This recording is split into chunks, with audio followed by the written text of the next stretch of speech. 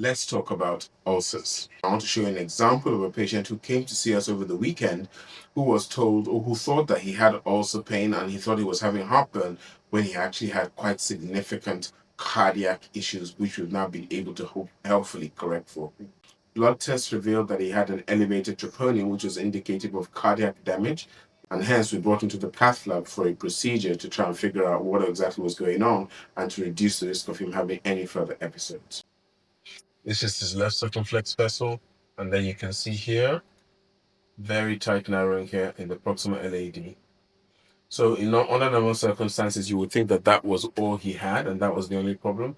When we take his right coronary artery, you can see that there's a very significant narrowing here as well, with poor blood supply in this posterior left ventricular branch here. It's quite a tight narrowing because you can see the flow is not great afterwards, but when we take another picture, you can see that the flow is better and restored. We then take some time to position our stent carefully, and then we deploy the stent, and thereafter we have a very nice resolution of the narrowing without any further problems. And you can see for the final result here, very nice restoration of the blood vessel.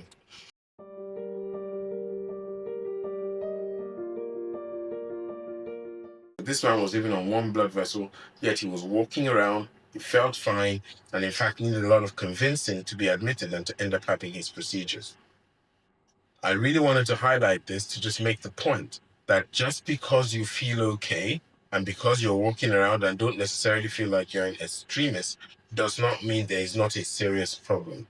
So the take-home message is if you have chest pain, you're above the age of 40, and you have any risk factors for heart disease, such as high blood pressure, high cholesterol, diabetes, you're a smoker, or have a suspicious family history, you must show up and get expert evaluation and treatment. It may save your life.